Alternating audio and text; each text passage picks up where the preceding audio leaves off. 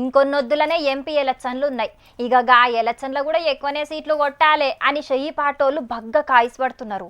అయితే తెలంగాణలో గెలిచి మస్తు జోరు మీదున్న షయ్యి పార్టీ లీడర్లకు ఇప్పుడు ఇంకా హుషారు పెంచే ముచ్చట చెప్పిందట సోనియా మేడము. మరిగా హుషారు పెంచే ముచ్చటేందో ఎంపీ ఎలక్షన్ల ముచ్చటేందో పురాగర్చుకుని వద్దాం పాండ్రి. దేశంలో చాలా రాష్ట్రాలే ఉన్నా కూడా ఈ తాప ఎంపీగా తెలంగాణ రాష్ట్రం కెంచే పోటీ చేస్తదట సోనియా మేడం. అయితే ముందుగాల మెదక్కెంచి పోటీ చేస్తది అని అన్నారు. మరి మళ్ళేమైందో గాని అటెన్కాల మల్కాజ్గిరి అని మార్చిండ్రు. ఇప్పుడేమో ఖమ్మం అని అంటున్నారు. లేదు మహబూబ్ నగర్ అని కొందరు, కాదు నల్గొండకెంచి పోటీ చేస్తది అని ఇంకొందరు మాట్లాడుతున్నారు. అసలు మేడం ఆరోగ్యం మంచిగుంటలేదు, ఆమెకి ఇప్పుడు ఓపికే లేదు, అందుకే ఈ తాప పోటీ కూడా చెయ్యది అని కూడా ముచ్చట్లు వినబడుతున్నాయి. అయితే ఏడుకెంచి పోటీ చేస్తే మంచిగుంటది అనే దాని మీద ఇంకా ఆలోచనలు చేస్తున్నారట షయ్యి పార్టీ పెద్దలు. గందుకే గిట్ల దినానికి ఒక నియోజకవర్గ పేరు బయటకత్తున్నదట. గప్పట్ల ఇందిరాగాంధీ మేడం కూడా మెదక్కెంచే పోటీ చేసి గెలిచింది. ఇప్పుడు గక్కడికెంచి పోటీ చేస్తే సోనియమ్మ కూడా ఖచ్చితంగా గెలుత్తది. ఇక అట్లనే ఖమ్మంలో ఎట్లయినా కారు పార్టీ చాలా వీకుగున్నది, షయ్యి పార్టీ గట్టిగున్నది కాబట్టి చాలా అల్కగా గెలవచ్చు అని కూడా ఆలోచనలు చేస్తున్నారట. అయితే సోనియా మేడం తెలంగాణలో ఏడుకెంచి పోటీ చేసినా కూడా ఇంటింటికి తిరిగి నేనే ప్రచారం చేస్తా అని అంటున్నాడు. షయ్యి పార్టీకి షయ్యసుంటి సీనియర్ లీడరు విహెచ్ఆర్. ఆమె ఖమ్మం నుంచి వస్తే దానికంటే అదృష్టం ఏముందిరా బాబు. ఆ అమ్మనే వచ్చిన తర్వాత ప్రతి మండలం వస్తాంటే అందరికంటే ముందు నేను ముందుండి అన్ని నియోజకవర్గాలలో తిరుగుతా, ఇంటింటికి తిరుగుతా. హైయెస్ట్ మెజార్టీతో సామాజిక న్యాయం చేసే తల్లి వస్తున్నది. నాడు కొత్తగూడెంలో మొదలు పెట్టారు తెలంగాణ ఉద్యమం. మా బతుకు తెరువుకు అన్యాయం జరుగుతుంది, అక్కడికే వస్తుందంటే అంతకంటే అదృష్టం ఏముందిరా బాబు. సోనియా మేడం తెలంగాణలో పోటీ చేస్తే ఉన్న 17 నియోజకవర్గాల ఖచ్చితంగా ప్రభావం ఉంటదట. ఇక ఈ వయసులో కూడా మేడం కోసం ఇంటింటికి పోయి మరీ ప్రచారం చేస్తాను అంటున్నాడంటే విహెచ్ఆర్ కు ఇందిరమ్మ కుటుంబం అంటే ఎంత పాయిరమో గదనుల్లా. ఇక మరి సోనియా మేడం ఏ నియోజకవర్గం కెంచి పోటీ చేస్తదో ఇప్పటికైతే ఇంకా క్లారిటీ లేదు గాని ఓగాల ఎప్పటికి పోటీ చేసే ఉత్తరప్రదేశ్ లో ఉన్న రాయ్ బరేలీ కెంచి కాకుండా తెలంగాణలో పోటీ చేస్తేనైతే భారీ మెజారిటీ తోటి గెలుత్తది అని అనబట్టిండ్రు రాజకీయ పండితులు. ఇక మరి ఏవైతుందో ముంగట చూడాలే. షర్మిలక్క షయ్యి పార్టీల షేరికైనందుకు ఒక్కొక్కళ్ళు ఒక్కో లెక్క మాట్లాడుతున్నారు. ఆమె ఏ పార్టీల షేరికైనా మాకేం కాదు అని అంటున్నారు పంకపాటోళ్ళు. ఖచ్చితంగా ఏపీల షయ్యి పార్టీ అందరికి పెద్ద షాకే ఇత్తది అని మస్తు నమ్మికతోటున్నారు ఏపీ షయ్యి పార్టీ లీడర్లు. అయితే అందరికంటే డిఫరెంట్గా మాట్లాడిండు KA Paul sir. YSR sir ఆత్మతోటి మాట్లాడిండట. ఏంటండి మీరు మాట్లాడేది అని పరేషానవుడు బంద్ చేసి గీ ముచ్చట చూడుండ్రి, మీకే పురాగెరకైతుంది. దునియా మొత్తంలో ఏడెతికినా ఎంతెతికినా కేఏ పాల్ సారసుంటి టాలెంటెడ్ మనిషి దొరకడేమోనుల్లా. అన్ని దేశాల అధ్యక్షులతోటి మాట్లాడి పెద్ద పెద్ద యుద్ధాలు ఆపుడే కాదు, ఆత్మలతోటి కూడా మాట్లాడేంత టాలెంట్ ఉన్నదట సార్తానా. షర్మిల వైఎస్ఆర్టీపీ కాంగ్రెస్ పార్టీలో మర్జీ చేయడం గురించి మీరు కౌంటర్ ఇవ్వండి అని అడిగారు. నేను చాలా ఆలోచించాను. రాజారెడ్డి గారు కొడుకు రాజశేఖర రెడ్డి గారు నాకు బాగా పరిచయాలు గనక వాళ్ళ ఆత్మతో నేను కమ్యూనికేట్ చేయడానికి ప్రయత్నించాను. ఆత్మలతోటి మాట్లాడనీకి ప్రయత్నించినవా? మంచి పని చేసినవు. మరి ఏమన్నాయే అంత కుశలమేనటనా? సలి బగ్గనే పెడుతుందటనా లేకపోతే చెమట గిట్ల పోతున్నదటనా? మళ్ళీ తాప మాట్లాడితే చెప్పు సారు, ఓ 2 గరం కోట్లు కొనుకపోయి ఇద్దాం, మైకుల ముంగట మాట్లాడవయ్యా సారు అంటే ఆత్మలు దయ్యాలు అని ఏందేందో చెప్తావేంది సారు నువ్వు? అంటే రాజారెడ్డి గారు రాజశేఖర రెడ్డి గారు ఈరోజు బ్రతికుంటే షర్మిలాని ఏ విధంగా అడ్డుకునేవారు అన్న విషయం నాకు బయలుపడింది. ఆయన బతికుంటే జగనన్న ఎందుకు వేరే పార్టీ పెట్టుకునేటోడు? అసలు షర్మిలక్క ఏరే పార్టీ ఎందుకు పెట్టుకునేదే? పాల్సారు అపర మేధావివైన నువ్వు కూడా గిట్లా లాజిక్ లేకుండా మాట్లాడితే హౌ అని. కాంగ్రెస్ కాలు పేలు పట్టుకున్నా సరే మేము విలీనం చేసుకోమన్నారు. ఇప్పుడు జగన్తో పోరాడతాము అనేటప్పటికీ వాళ్ళు ఒప్పుకున్నారు. ఓకే చూపించు, నీకు అవసరమా రాజకీయం? ఆడపిల్లవి అగో అదేంది సారు, ఆడపిల్లైతే రాజకీయాలు చెయ్యొద్దా? ఓ సోనియా గాంధీ, ఓ జయలలిత, ఓ మమతా బెనర్జీ, ఓ మాయావతి ఇసుంటోళ్ళందరూ చేస్తలేరా సారు? ఏదో ఏదో మాట్లాడుతున్నావు సారు. నన్ను పిలిచారు. కాంగ్రెస్ రాహుల్ గాంధీ పిల్లలేదా, సోనియా గాంధీ పిల్లలేదా, ప్రియాంక గాంధీ పిల్లలేదా? సార్ మీరే కాంగ్రెస్ తరపున ముఖ్యమంత్రి అభ్యర్థి రండి సార్, మీరు కాపు సార్, మీరు బీసీ సార్ అని ఎంత బ్రతిమాలాడు వీళ్ళందరూను. అవునా, మరి ఎందుకు పోలే సారు? ఎవ్వల ఆత్మలన్న వద్దన్నయా ఏంది? నాది 10వ రోజు. మా డాక్టర్ గారు ఇంకా ట్రీట్మెంట్ ఇస్తూనే ఉన్నారు. అసలు ఓపిక లేదు. అందరూ ఇంటర్వ్యూలు అడిగారు, చాలామంది 30-40 మంది అని. అయ్యో ఏమైంది సారు? దేనికి ట్రీట్మెంటు? నాకు ఫుడ్ పాయిజనింగ్ చేశారు. నన్ను చంపాలని ప్రయత్నాలు కూడా జరుగుతున్నాయి. ఓర్ని పాలనూరు గసుంటి స్వచ్ఛమైన మనసున్న మిమ్ముల్ను సంపుదామనుకున్నారా? అసలు గంత అవసరం ఎవలకున్నది సారు? అది ఇప్పుడు మాట్లాడడానికి ఓపిక లేదు, టైం కాదు. ఇన్వెస్టిగేషన్ కంప్లీట్ అయిన తర్వాత మాట్లాడదాం. సరే తీయుండ్రి, మీకు ఓపుకున్నప్పుడే చెప్దుర్లేండ్రి గాని గిప్పుడు సంద అయితే ఏది పడితే అది తినకుండ్రి సారు. పైలంగా చూసుకొని తినుండ్రి, ఏమంటున్నాం? తెలంగాణకు రేవంత్ అన్న ముఖ్యమంత్రి అయి దగ్గర నెల అయింది.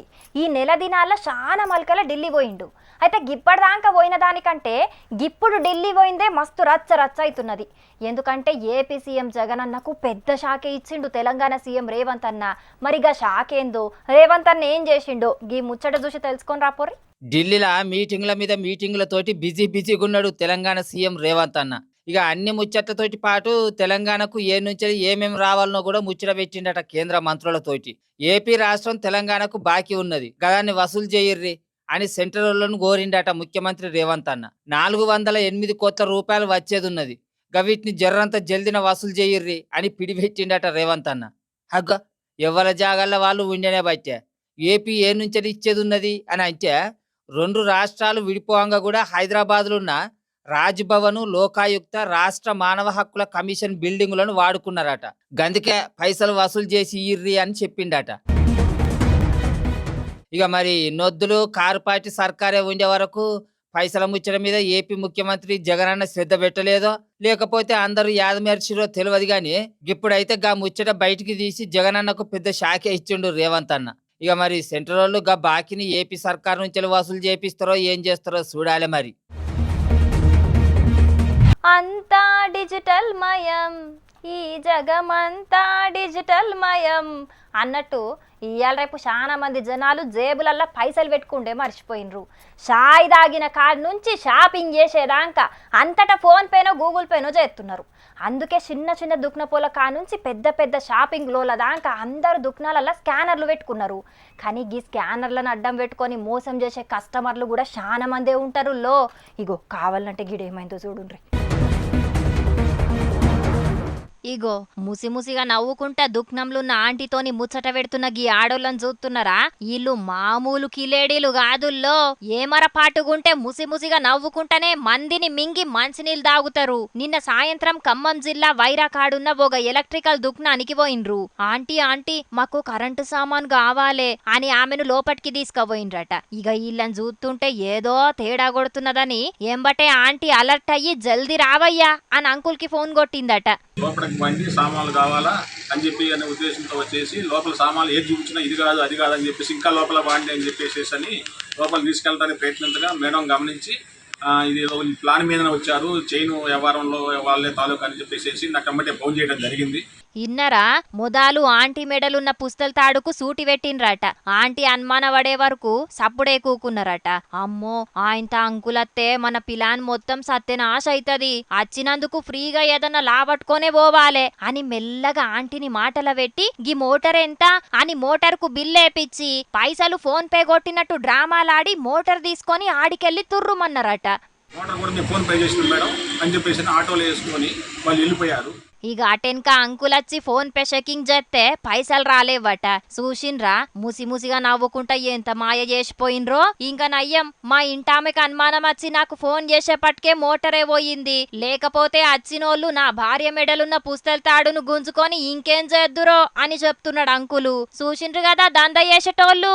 ఫోన్ పే చేసినాం గూగుల్ పే చేసినాం అని పైసలు కొట్టకుండానే మోసం చేసే గిసుంటోళ్లతోని జర పైలం మరి. ఆ పబ్లిక్ ఇంకొన్ని వార్తలు మిగిలిన్నాయి, వాటిని చెప్పుకునే దానికంటే ముందుగా మా రాముల తాత ఏం చేస్తున్నాడో వెలుద్దాం. తాత ఏందయ్యా అంటే సంగతి? ఈడ కూర్చొని సెల్లు ఫోన్లు వచ్చి తాను అవు ఏ సేతు నమ్మి నాడబోతే పుచ్చి బుర్రలైనట్టు నీ మాటలు నమ్మి నీకు కాట పెట్టిన నా వడ్లు నాకు ఇద్దుతా నాడు. ఏ ముసలోడా ఏం మాట్లాడతాను? అమ్మిన వాటిని మాట్లాడి మళ్ళీ ఎట్లా వస్తాయి పీకి నించలి? ఏడికి పీకేది? నీకు అమ్మిన వడ్లు నాకు ఇచ్చేదాకా నేను ఇక్కడ పీకేది లేదు. మర్యాద ఉంటే చెప్తాను, నా వడ్లు నాకు ఇద్దురా నాడు. ఈ ముసలోనికి ఏడికోయినా పంచాదే కావాలి. ఓ తాత ఏంది ఆ లొల్లి? అరే వీడు ఏ ముసలోడా మర్యాదగా మాట్లాడు. ఏంది నీకు ఇచ్చే తోకమట్టల మర్యాద? అరే అట్లా కాదు పిల్ల, నేను 6 కాలం కట్టపడి రెక్కలు ముక్కలు చేసుకొని వరి పంట వండితే నా దగ్గర అగ్గొసగ్గొంటాడు వీడు. ఏ ముసలోడా ఎక్కువ తక్కువ మాట్లాడినావు అనుకో మక్కులు సాపు చేస్తా. ఏం ఏంద్ర మక్కులు సాపు చేసేది నువ్వు? నీతో ఏమైతే నాకు నువ్వు నా మీద కట్టావురా? నీ వయసు ఎంత నా వయసు ఎంత? అరే నీ పంచాదిని పాతర పెట్టే ముసలోడా, ఆయన అగ్గొసగ్గొకు కొంటే నిన్నెవడు అమ్మమన్నాడు? నీ వడ్లను నువ్వు దాచుకోకపోయినావు, లోకం మీద నడిచిన రేటుకు కొంటాడు. ఆ సైడ్ తప్పేమున్నా చెప్పు? నువ్వు అట్లా మాట్లాడతావేందా మాసిన మొఖం దానా? ఇప్పుడు వడ్లకు 3500 రూపాయల రేటు ఉన్నది, వీడు నా దగ్గర 2500 రూపాయలకే కొన్నాడు. ఏ ముసలోడా ఏం మాట్లాడతాను? అప్పుడు అదే రేటు ఉన్నది, ఆ రేటుకే కొన్నా. తప్పేమున్నా చెప్పుజీ. అవును ఓ అన్న, మా ముసలోడు ఏదో నోరు జారిండు గాని నువ్వైతే సప్పుడు చేయి కూకోవే, నీకు పుణ్యం ఉంటది. అరే నువ్వేవే నాకు అన్యాయం జరిగిందా నీకు చెప్పుకుంటే నువ్వు కూడా వానికి వస్తాను పలుకుతానవేందే? పలకపోతే అప్పుడున్న రేటుకు నువ్వు వడ్లమ్మి ఇప్పుడున్న రేటును చూసి నా వడ్లు నాకు ఇయ్యంట ఇస్తాడా అన్న? ఉచ్చతార్థంగా మునిగిన నేను. మా రైతుల దగ్గర కొనే వడ్లనేమో అగ్గొసగ్గ గొంటాలు వీళ్ళు, వాళ్ళు అమ్మే బియ్యాన్ని ఏమో 6000 నుంచి 7500 రూపాయల దాకా అమ్ముతారట. గింత అన్యాయం ఉంటాదిరా మీ అన్యాయానికి అగ్గిదలుగా మీ నోళ్ళల్లో మన్ను కొట్ట. మరి ఏం చేస్తామే, దళారి వ్యవస్థ అంటేనే గట్లుంటది. పోయినాడతోని పోల్చుకుంటే ఈ ఏడు బియ్యం రేట్లు 1000 రూపాయల నుంచి 1500 దాకా పెరిగిందట. కర్మ పాడైపోయినా తిండికి కూడా ఉంచుకోకుండా వడ్లన్నీ వానికే అమ్మిందే. ఖాళీ అమ్మి సిప్ప కొనుక్కున్నట్టు అయిపోయింది నా బతుకు ఇప్పుడు. అవునే, రైతుల దగ్గర ధాన్యం ఉన్నప్పుడు రేటు ఉండదు, లేనప్పుడు రేట్లు ఆకాశాన్ని అంటుతాయి. అరే అసలు ఇట్లా ఎందుకు జరుగుతుంది పిల్ల? బియ్యానికి 7500 రూపాయలు ఉన్నప్పుడు మరి రైతు దగ్గర వండిన వడ్లకు కూడా గంతకు తగ్గట్టు రేటు ఉండాలి కదా. గింత అన్యాయం ఉంటుందా? వీళ్ళ అన్యాయంలోకి అగ్గిదాలుగా. విదేశాలకు మన బియ్యం ఎగుమతి చేయబట్టి దేశంలో బియ్యం ధరలు గింతగానం పెరిగినాయట. అందుకే కేంద్ర సర్కారు కూడా మన బియ్యం ఎక్కువ ఏడికోకుండా ఆంక్షలు విధించిందట. ఈ సర్కారులు కూడా గట్టనే ఉన్నాయి. చేతులు కాలినాక ఆకులు పట్టుకున్నట్టు రైతుల కళ్ళాల వడ్లన్నీ కాయలైనాక వీళ్ళు చర్యలు తీసుకుంటే ఏం లాభం చెప్పు? ఏం చేస్తామే, మన దేశంలో రైతు పరిస్థితి గట్లున్నది. కానీ నువ్వైతే లేనిపోని పంచాదులు పెట్టుకోకు. ఏం చేయాలి? పెట్టుబడికి తెచ్చిన అప్పు పైసలు కట్టాలని పండిన వడ్ల గింజలు అన్ని వానికే కాంట పెట్టిన. ఇప్పుడు వానికి తినేందుకు ఒక్క బియ్య పిత్తు లేకుండా అయిపోయింది. 25 కిలోల బియ్యం బత్తకు 1800 రూపాయలట. ఏ నుంచి తెచ్చుకోనా ఏం కథ? ఓ పిల్ల నీకు పుణ్యం ఉంటుంది, ఒక 2000 రూపాయలు మన సురేందర్ గారిని పోయి కొట్టు రాజా, మళ్ళీ పింఛన్ పైసలు రాగానే నీకు ఇస్తనే అవ్వతోడే. సరే మన సురేందర్ అన్నకు ఫోన్ పే చేస్తా అడుక్కోగాని గా సేటుతో పంచదు పెట్టుకోకు. మళ్ళీ నీకు పెట్టుబడికి పైసలు కావాలంటే ఆయన్నే కాదే ఇచ్చేది. గట్ల నమ్మి వానికి వడ్లు అమ్ముతేనే వాడిని నన్ను నిండా ముంచిండు. ఇప్పుడు పోయి వాడిని అప్పటికి నా ఆస్తులని వానికి అప్పచెప్పనా? వాడిని నమ్ముతాను, అయినా వాడిని ఇడిచిపెట్టేది లేదు. వాడిని ఇంతకు డబ్బులు నేను వసూలు చేస్తా చూడు. చూసినా అరులా, నెల 2 నెలలనే సన్న బియ్యం రేట్లు మస్తు పిరమైనాయి. ఇక సందులో మందన్నట్టు కొందరు దొడ్డు బియ్యాన్నే సన్న బియ్యం లెక్క మార్చి సొమ్ము చేసుకుంటున్నారట. ఏం బియ్యమో ఏమో పోన్రి, అన్నీ ఉన్న ఆళ్ళు నోట్లేసేన అన్నట్టు మన తాన వరి బగ్గనే వండుతున్నా కూడా బియ్యం ధరలు అయితే అగ్గి పిరమున్నాయి. మళ్ళా రైతులకేమన్నా ఫాయిదా ఉంటుందా అంటే వాళ్ళ అమ్మంగా అగ్వలుంటాయి, అటెనక పిరమైతాయి. ఏం చేస్తాం, బియ్యం ఎంత పిరమైనా కూడా తినక తప్పుతుందా కొనక తప్పుతుందా? అన్ని ముచ్చట్లు అయిపోయినాయి కానీ ప్రతిరోజు లెక్కనే ఇయ్యాల కూడా మీకోసం కొన్ని లిల్లిపుట్ వార్తలు పట్టుకొచ్చేసిన. మరి అవి కూడా జల్దీ చూసారు. ఆగో మనుషులు చూస్తే మంచిగానే ఉన్నారు, కానీ అయ్యా 1 రూపాయి అవ్వ 1 రూపాయి అనుకుంటా చేతుల గిన్నెలు పేపర్ ప్లేట్లు పట్టుకొని పోయి బస్సుల బిచ్చం అడుక్కుంటున్నారేందని పరిశాన్ అవుతున్నారు కదా. అసలు ముచ్చటేందంటే గీళ్ళు అడుక్కునేటోళ్ళేం కాదు, తెలంగాణ సర్కారోళ్ళు పెట్టిన ఫ్రీ బస్ పథకం చేయబట్టి మా బతుకులు ఆగమైనాయని చెప్పనీకి గీ తీరుగా నిరసన చేసిండ్రు మేడ్చల్ కాడున్న ఆటో డ్రైవర్లందరూ. దినం గిరాయికిల్ లేక కుటుంబాన్ని సాదాలంటే మస్తు తిప్పలైతున్నది. అయినా సుతం సర్కారోళ్ళు మమ్మల్ని పట్టించుకుంటలేరు. ఫ్రీ బస్ పథకం పెట్టి మా పొట్టగొట్టిన సర్కారోళ్ళే మాకేమన్నా దారి చూపెట్టాలే, లేకపోతే మా బతుకులు ఆగమే అని బాధపడుతున్నారు. ఇక ఈ వీడియో వైరల్ అయ్యే వరకు చిన్న చితక పనులు చేసుకొని బతికే గిసొంటోళ్ళకు కూడా సర్కారోళ్ళేమన్నా పథకాలు పెట్టాలి అని కామెంట్లు పెడుతున్నారు కొందరు.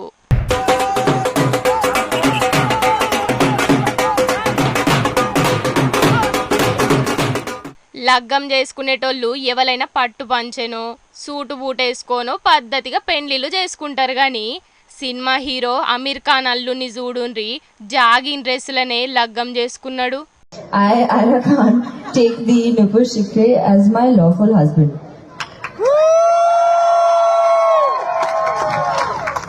I, Nupur Shikre, take the Ira Khan as my lawful wife. Gym trainer అనే ముచ్చట అందరికి తెలవాలనే గిట్ల చేసిండో లేకపోతే వైరల్ అయ్యేటందుకే గిట్ల చేసిండో తెలియదు కానీ ఇంటికాడ నుంచి 8 కిలోమీటర్లు దాకా జాగింగ్ చేసుకుంటూనే పోయి పిల్లను లగ్గం చేసుకున్నాడు. ఇక అటెంకల మళ్ళా మంచిగా సూటు బూట వేసుకొని పోయి ఫంక్షన్ చేసుకున్నాడు. కానీ లగ్గానికి పిల్ల మంచిగా పద్ధతిగా చీర కట్టుకొని ఉంటే గీన నిక్కర్ బనీన్ అవతారం చూసి మస్తు పరిశాన్ అయినరట ఆడున్నోళ్ళందరూ.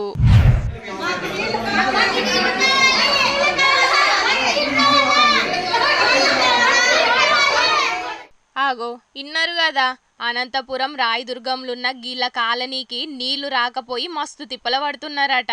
ఇగి ముచ్చట్ను ఎన్ని మలకల ఆళ్ళ కౌన్సిలర్ కు చెప్పినా సుతం పట్టించుకుంటనే లేడాట. గందుకే ఇక డైరెక్ట్ మున్సిపల్ ఆఫీస్ కొచ్చి ధర్నా చేసిండ్లు. ఇగి ముచ్చట మీద కమిషనర్ సార్ ఆఫీసులకు పోయి కూడా మస్తు గరమైండు. గీళ్ళ కాలనీలా ఒక నీళ్ళ సౌలతే కాదు, కరెంటు, రోడ్డు గిట్ల ఏ సౌలతులు కూడా సక్కలేవట. ఎలచ్చలకు కనబడ్డ లీడర్లు మళ్ళచ్చ ఎలచ్చలకే కనబడుతున్నారట. ఇక గప్పటిదాకా లీడర్లు గీళ్ళ మోకం చూసింది లేదు, మాట్లాడింది లేదని మస్తు గరమైనరు. అయినా ఎండాకాలం అంటే కరువు వచ్చి నీళ్లకు తిప్పలైందంటే ఏమో అనుకోవచ్చు గాని గీ చలికాలంలో సుతం నీళ్ల కోసం బిందెలు పట్టుకొని పబ్లిక్ నిరసనలు చేసే పరిస్థితి వచ్చిందంటే చాలా చిత్రంగానే ఉన్నది కదా. అయినా పబ్లిక్ పైసలతోని ఆళ్లకు సేవలు చేయకుండా జేబులు నింపుకునే లీడర్లు ఉన్నంత కాలం పబ్లిక్ తిప్పలు గిట్లనే ఉంటాయి. ఏమంటారు? అంతే కదా.